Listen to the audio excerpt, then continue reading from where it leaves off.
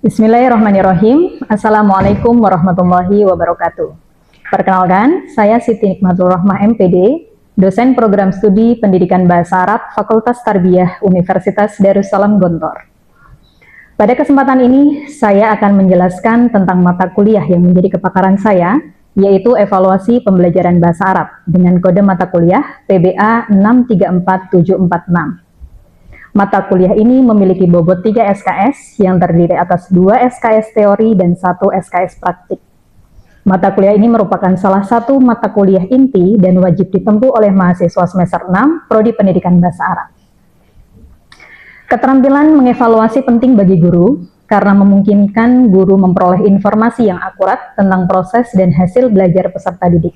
Informasi tersebut menjadi dasar untuk memperbaiki pembelajaran, meningkatkan kualitas penilaian, memberikan layanan belajar yang sesuai dengan kebutuhan siswa, serta menjamin tercapainya tujuan pendidikan. Dengan kata lain, evaluasi bukan sekedar memberikan nilai, melainkan proses pengambilan keputusan untuk meningkatkan mutu pembelajaran secara berkelanjutan.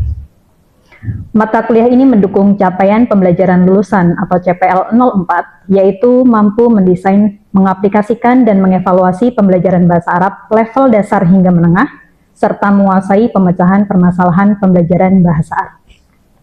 Adapun capaian pembelajaran mata kuliah adalah mahasiswa mampu mengevaluasi pembelajaran bahasa Arab secara menyeluruh dengan menggunakan berbagai teknik asesmen yang relevan dan objektif. Untuk mencapai CPMK tersebut, pembelajaran dilaksanakan untuk mencapai 6 kemampuan akhir pada tiap tahapan pembelajaran atau sub CPMK, yaitu 1. Mahasiswa mampu menjelaskan pengertian, tujuan, dan prinsip evaluasi pembelajaran bahasa Arab. 2. Mahasiswa mampu mengidentifikasi jenis-jenis teknik evaluasi dan asesmen dalam pembelajaran bahasa Arab. 3. Mahasiswa mampu merancang instrumen evaluasi pembelajaran bahasa Arab untuk keterampilan istima, kalam, qiraah, dan kitabah. Kemudian, mahasiswa mampu menerapkan berbagai teknik asesmen alternatif seperti portofolio, peer assessment, dan self-assessment. Kemudian, mahasiswa mampu menganalisa dan mengevaluasi kualitas soal atau instrumen tes bahasa Arab, serta mampu merancang sistem pembelajaran bahasa Arab yang integratif dan berkelanjutan. Untuk itu, kajian teori yang didalami adalah 1. Konsep dan prinsip dasar evaluasi pembelajaran bahasa Arab. 2. Jenis-jenis asesmen pembelajaran bahasa Arab. 3. Desain instrumen evaluasi pembelajaran bahasa Arab. Dan terakhir, uji validitas dan reabilitas instrumen evaluasi. Materi perkuliahan evaluasi pembelajaran bahasa Arab dikembangkan dan diintegrasikan dengan kegiatan penelitian saya, di antaranya hasil penelitian dengan judul Item Analysis of Arabic Language Examination, serta fakta-fakta di lapangan tentang evaluasi pengajaran bahasa Arab dari kegiatan pengabdian di instansi pendidikan dengan level yang bervariasi, di antaranya pendampingan penyusunan soal bahasa Arab berbasis high order thinking skill di Madrasah Ibtidaiyah, pendampingan penyusunan tes bahasa Arab berbasis kognitif Bloom di Pondok Modern Darussalam Gontor Putri, serta pelatihan penyusunan rubrik penilaian hasil belajar di Pondok Modern Darul Ukhwah Malang. Dengan itu, diskusi pembelajaran di kelas menjadi lebih faktual sesuai fakta di lapangan. Dalam mata kuliah ini, saya menerapkan pendekatan delivery, interaction, practice, dan assessment, sehingga mahasiswa menjadi pusat dalam proses pembelajaran. Pada tahap awal, mahasiswa akan mempelajari langkah mendesain instrumen evaluasi pembelajaran dengan diskusi kelas besar. Selanjutnya, mahasiswa akan melakukan tugas kelompok untuk mempraktekkan penyusunan instrumen asesmen pembelajaran bahasa Arab. Dan pada tahap akhir, mahasiswa mempresentasikan hasil kerja kelompok dan kembali ke diskusi kelas besar untuk mendapatkan feedback hasil kerja tim dari dosen dan mahasiswa yang lain. Untuk mengukur ketercapaian setiap sub CPMK, mata kuliah ini menggunakan pendekatan Outcome Based Education atau OBE. Setiap sub CPMK memiliki bentuk asesmen dan bobot penilaian yang berbeda sesuai dengan kompetensi yang diukur. Demikian pengantar mata kuliah evaluasi pembelajaran bahasa Arab. Selanjutnya, saya akan memperlihatkan pelaksanaan pembelajaran di kelas sebagai bentuk implementasi dari rancangan pembelajaran tersebut. Semoga video ini dapat memberikan gambaran komprehensif mengenai proses pembelajaran yang saya lakukan. Jazakumullah khairan. Assalamualaikum warahmatullahi wabarakatuh. Bismillahirrahmanirrahim. Assalamualaikum warahmatullahi wabarakatuh. Waalaikumsalam warahmatullahi wabarakatuh. Naharukum Sa'id. Sa'id. Kaifa halukum? Alhamdulillah. Mada darsunal an? Evaluasi pembelajaran bahasa Arab. Oke. Pada materi evaluasi pembelajaran bahasa Arab di pertemuan ke-6 ini kita akan belajar tentang mendesain instrumen evaluasi materi bahasa Arab. Ya. Sebelum itu kita akan membahas sedikit tentang materi yang sudah kita pelajari pada pertemuan yang lalu. Dari manakah kita menyusun evaluasi untuk pembelajaran bahasa Arab? Dari mana dasarnya atau landasannya kita menyusun instrumen evaluasi? Ada yang bisa jawab? Nah, dari tujuan pembelajaran. Oke.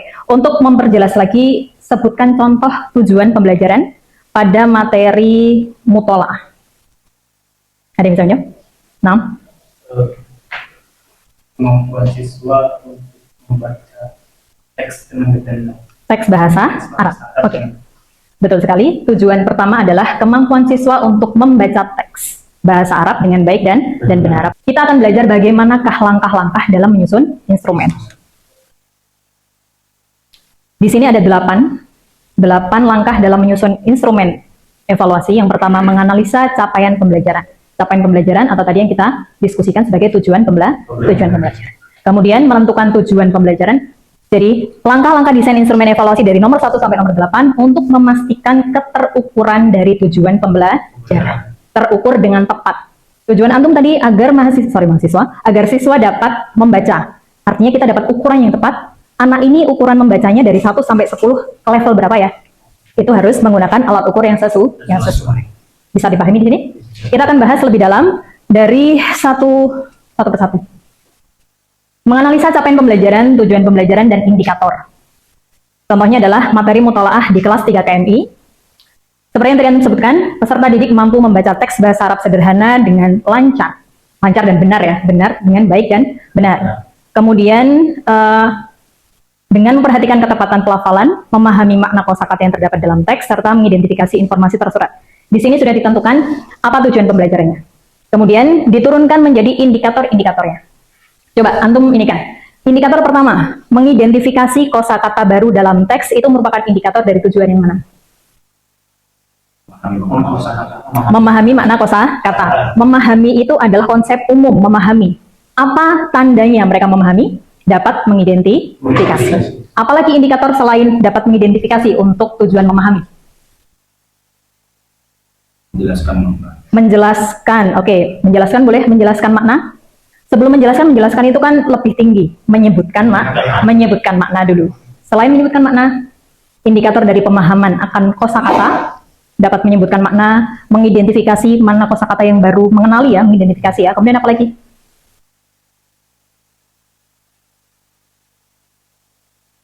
Menyebutkan makna, selain menyebutkan makna, menjelaskan, apa lagi kira-kira?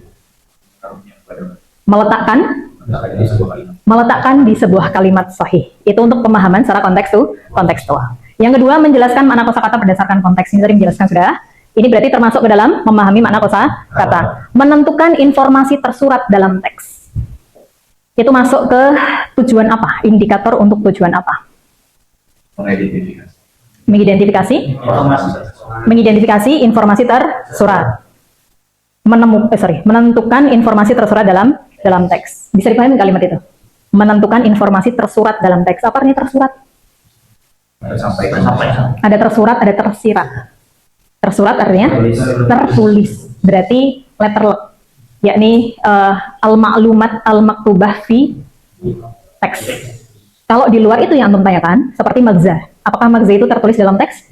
Enggak. Artinya itu tersurat atau tersirat? Tersirat. Dan itu untuk level yang lebih tinggi lagi.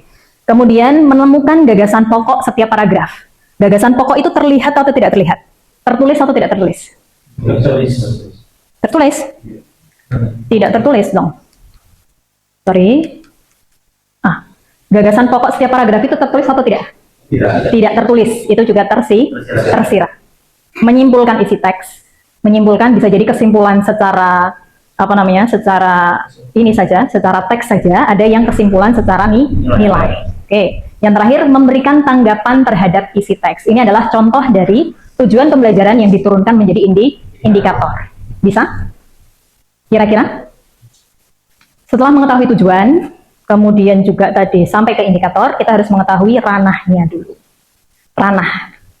Sudah antum pelajari ya di materi psikologi pembelajaran, bukan? Ya, psikologi. Ada ranah dalam tujuan pembelajaran, yaitu ranah kognitif, afektif, dan psikomotor. Kognitif itu apa? Kecerdasan. Semua jenisnya ada kecerdasannya masing-masing itu. Kalau kognitif itu pengetahuan dan kemampuan berpikir. Yang diukur dalam ranah kognitif adalah pemahaman siswa dan kemampuan berpikirnya. Yang paling tepat untuk bisa mengukur ini bentuknya adalah tes. Ya, pemahaman ya tadi dengan soal-soal seperti itu, kemudian juga tesnya dengan bentuk apapun. Nanti kita akan praktekkan ya. Kemudian yang afektif itu sikap dan karakter. Ranah afektif terdiri dari sikap dan karakter. Ranah psikomotor. Ranah psikomotor adalah sesuatu yang dilakukan biasanya. Ya, yang sifatnya adalah keterampilan. Diukur dengan apa? Dengan praktek, demonstrasi ataupun proyek. Kita masih memakai taksonomi Bloom, ya. Ada kognitif 1 sampai kognitif 6. Kenapa C? Karena dia kognitif. Kognitif maka C. Nanti afektif ada A1 hingga A berapa, psikomotor ada P1 sampai ke P berapa. Gitu ya. Memahami, menerapkan, menganalisis, mengevaluasi dan mencipta. Tingkat kesulitan dari setiap level ini sudah sesuai dengan tingkat kesulitan artinya. Yang guru harus pahami adalah nanti bagaimana instrumen itu bisa mengukur ingatan, bisa mengukur pemahaman, kemudian bisa mengukur kemampuan untuk menerapkan. Kemudian yang ketiga, kemampuan analisis, kemampuan mengevaluasi, dan terakhir kemampuan mencipta. Ada yang mau ditanyakan dulu tentang teori mendesain instrumen evaluasi? Aman? Insya Allah. Nanti kita diskusikan setelah antum mencoba praktek. Ya tadi ya, tujuan, menganalisa tujuan pembelajaran, silakan dibuat kelompok, satu kelompok berisi 3, 3, dan 4. 3, 3, dan 4 boleh di ini kan, bisa membuat lingkaran agar bisa bekerja sama. Oke.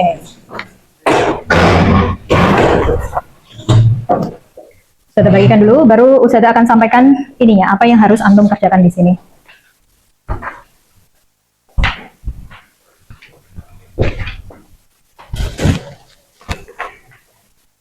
Pertama antum akan isi identitas kelompoknya dulu, kemudian tidak boleh lompat-lompat karena ini semua adalah proses yang urut.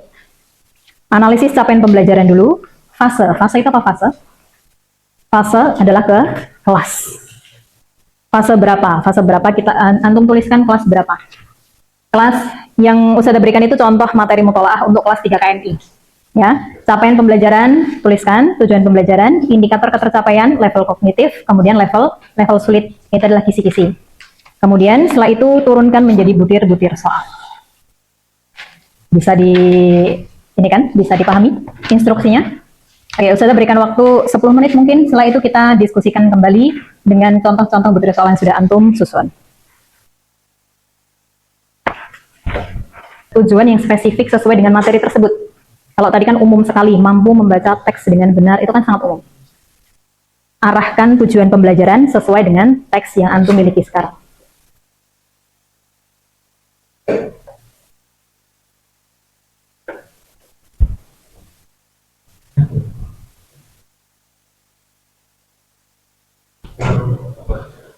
Tulisannya jelas? Tulisannya jelas? Jelas ya?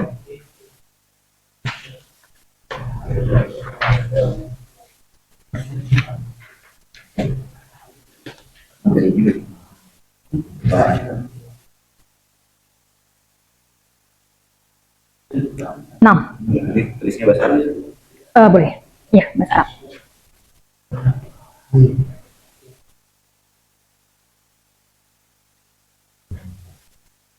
Upayakan setiap level kesulitannya ada ya. Antum buat ini dulu boleh, apa namanya tingkatan level kognitif itu tadi. Baru setelah itu di setiap tingkatannya. Nah, boleh coret-coret di situ.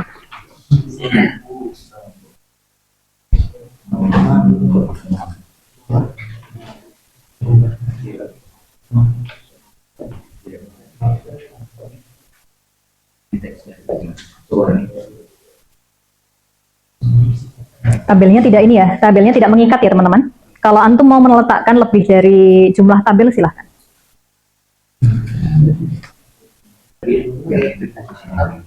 Diturunkan langsung ke yes. Siswa mampu membaca teks dengan baik dan benar. Diturunkan menjadi apa tujuannya? Ya tujuannya itu, tetapi untuk teks apa? Langsung spesifik ke teks al-adabu asasun. Apa maksudnya? Capaian pembelajaran ini kan untuk semua materi mutola'ah, kemudian tujuan pembelajaran untuk ini. Ya, mutakhasis ke judul itu. Indikatornya berarti lebih spesifik lagi nanti. Contohnya siswa mampu membaca teks judul ada wasusan aja dengan baik dan benar. Apa indikatornya? Apa indikator membaca dengan baik dan benar? Nah, betul. Membaca teks bahasa Arab dengan dobet itu apa bahasa Indonesia? Harokat yang benar. Terus apa lagi? Pelafalan huruf ya. Nanti antum turunkan itu ranah apa tuh? Ranah kognitif. Bentuknya pemahaman, cara berpikir atau sebuah hal yang dipraktekkan. Nah, berarti antum meletakkan tujuan psikomotor di situ. Got it? Paham ya? Gitu.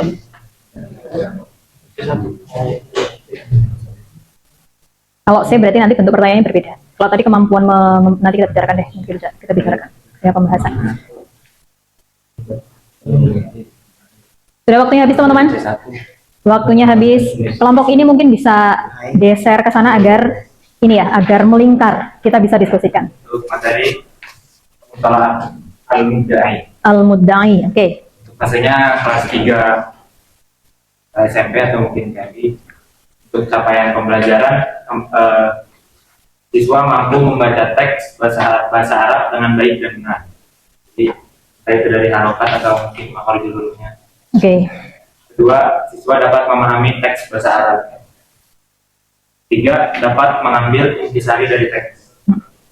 Dan tujuan pembelajaran untuk materi al-mudda'i? Untuk tujuan pembelajaran yang pertama, siswa mampu membaca teks al-mudda'i dengan baik dan benar. Oke. Indikatornya siswa mampu membaca teks bahasa Arab dengan harokat yang benar. Level kognitifnya mungkin C1, levelnya di low. Oke. Bentuk soalnya? Bentuk soalnya mungkin nanti dibuat teks yang tidak ada harokat. Nanti guru memerintahkan memberikan instruksi kepada murid untuk membaca teks, kemudian guru memperhatikan bacaan. Kebenaran bacaan. Instruksinya bagaimana? Instruksinya memilih salah satu siswa tadi untuk membaca teks. Bacalah berarti. Ya, bacalah. Ya, bacalah teks berikut ini. Bacalah teks yang terdapat dalam buku. Untuk bagaimana guru mengukur kebenaran bacaannya? Kira-kira? Ketepatan, kesesuaian dengan konteksnya. Kesesuaian dengan konteks, oke. Selain itu? Ketepatan harokat. Setelah itu? Kapan berhenti? Oke. Setelah itu? Kebenaran pelafalan huruf. Nah, jika nanti pertanyaan instruksi atau pertanyaan antum adalah bacalah, ya, yang kemudian harus dipraktekkan, maka itu tadi bentuknya adalah psikomotor. Namun jika tadi pertanyaan antum, contohnya, ma makna al-mudda'i masalah, yang memang menanyakan isi, pemahaman dari isi, itu bisa jadi C1 sampai C6. Gitu tadi yang membedakan ya. Makanya tadi kita tanyakan sampai ke butir soalnya bagaimana. Apakah butir soal itu memang mengukur kompetensi yang antum tuju? Kalau tadi kompetensinya adalah kemampuan membaca dengan baik dan benar dengan indikator harokat benar, pelafalan huruf benar, qat'u al-kalimat fil qiraah shahihah hasba siyaq masalan, itu semuanya harus dipraktekkan. Kalau harus dipraktekkan makanya dia ada di ranah yes. Gitu. Yang C? Yang ranahnya C, ranahnya kognitif. Siswa dapat memahami kosakata yang sulit. Oke, dapat memahami kosakata yang sulit, indikatornya berupa? Berupa siswa dapat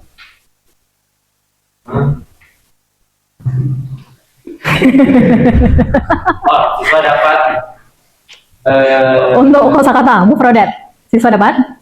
Antum tuliskan semuanya di RPP ada. Siswa dapat mengetahui makna yang sudah ketahui sebelumnya. Oke, siswa dapat mengetahui makna kosakata yang baru. Ya. Butir soalnya?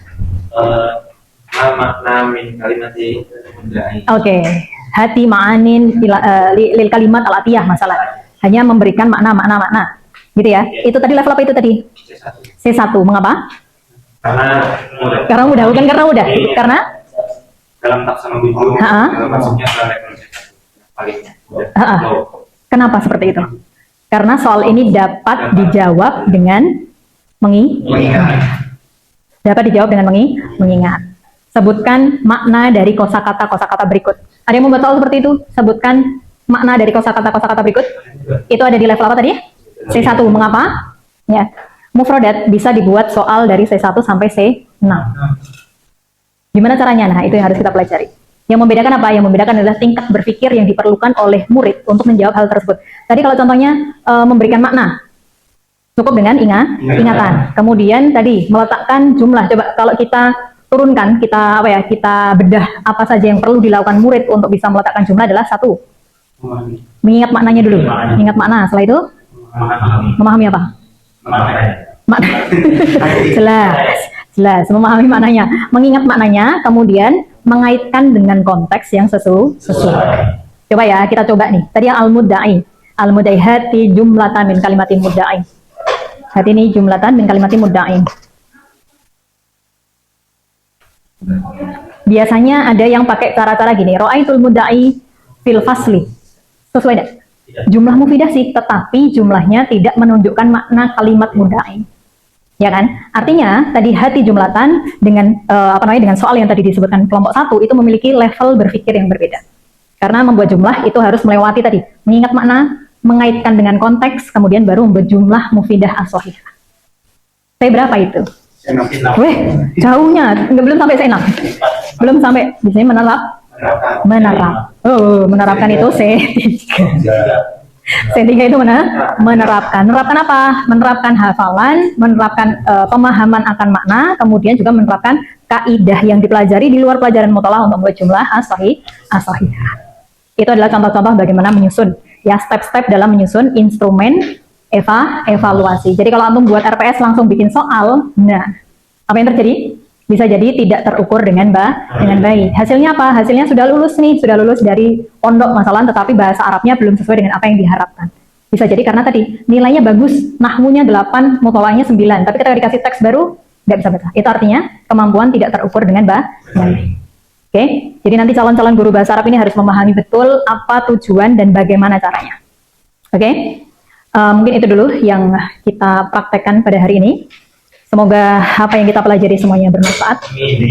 Kita tutup dengan doa. Allahumma anfa'na bima 'allamtana wa 'allimna ma yanfa'una warzuqna uluman tanfa'una fid din wa dunya wal akhirah. Syukran. Assalamualaikum warahmatullahi wabarakatuh. Waalaikumsalam.